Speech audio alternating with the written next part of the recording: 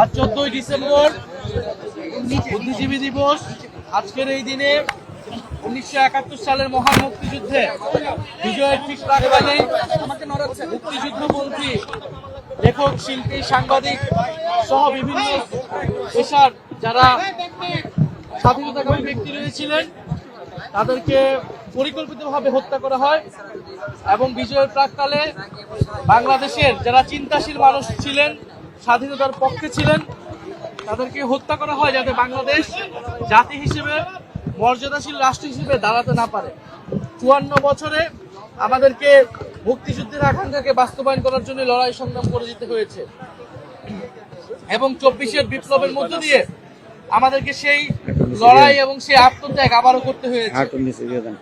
বাংলাদেশের প্রতিটি লড়াই বুদ্ধিজীবীদের একটি শ্রেণী যেমন সবসময় পক্ষে ছিল, আবার অপর শ্রেণীর বিপক্ষে ছিল। আমরা দেখেছি এই আওয়ামী লীগের সময়ও আওয়ামী পন্থী কিছু বুদ্ধিজীবী, সুশীল কিছু বুদ্ধিজীবী তারা বিভিন্ন নামে তারা আওয়ামী লীগের মতাদর্শ উৎপাদন করে গিয়েছে এবং ফ্যাসিবাদের পক্ষে সম্মতি তৈরি করেছে এবং আমরা এই সময়ও সেটা দেখতে পাচ্ছি। 5ই আগস্টের পরেও বুদ্ধিজীবীর নাম করে 5ই আগস্টের বিরুদ্ধে, জুলাইয়ের বিপক্ষে এবং গণহত্যার পক্ষে সম্মতি তৈরি করে যাচ্ছে। কিন্তু আমরা মনে করি জনগণের পক্ষের বুদ্ধিজীবীরা সবসময় ছিলেন, এখনো আছেন, তারা কথা বলবেন এবং বাংলাদেশের যে চিন্তার স্বাধীনতা, সাংস্কৃতিক স্বাধীনতা, সেই স্বাধীনতার লড়াই ছাড়া আমাদের রাজনৈতিক স্বাধীনতা অপূর্ণ। আমরা এই বুদ্ধিজীবী দিবসে আজকে শ্রদ্ধার সাথে স্মরণ করছি জাতির সেই সূর্য সন্তানদের। আমরা ধারণ করতে চাই তাদের আকাঙ্ক্ষাকে এবং আমরা চাই এই সময়ে রাজনীতিবিদ, বুদ্ধিজীবীরা সেই আকাঙ্ক্ষাকে ধারণ করে 71, 24 এবং 47-এর আমাদের যে ঐতিহাসিক লড়াইগুলো ছিল সেই লড়াইগুলোকে ধারণ করে আমরা বাংলাদেশ রাষ্ট্রকে একটা আত্মমর্যাদাশীল জাতি হিসেবে আমরা গড়ে তুলতে পারব। সরকার, আমরা বলেছি যে সরকার জনগণের বিষয়টায় দুর্বলতা রয়েছে, সরকারের আইন শৃঙ্খলা জায়গায় মানুষের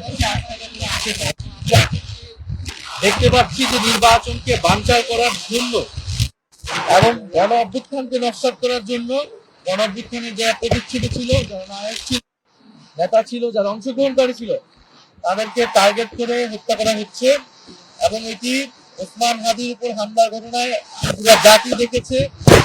ওসমান হাদিকে যারা হত্যার চেষ্টায় লিপ্ত ছিল তাদেরকে কিন্তু এখনো গ্রেফতার করা সম্ভব হয় নাই।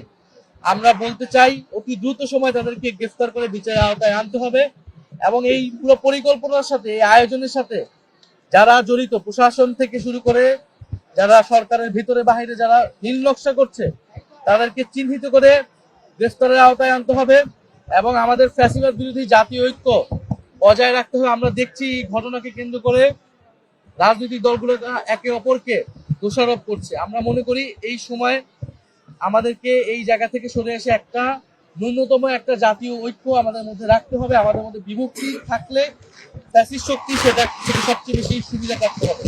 তাহলে আমরা চাই যে নির্বাচনের সুষ্ঠু পরিবেশ বজায় রেখে আমরা এই যে গণতন্ত্রের যাত্রা, সেই যাত্রাটা অব্যাহত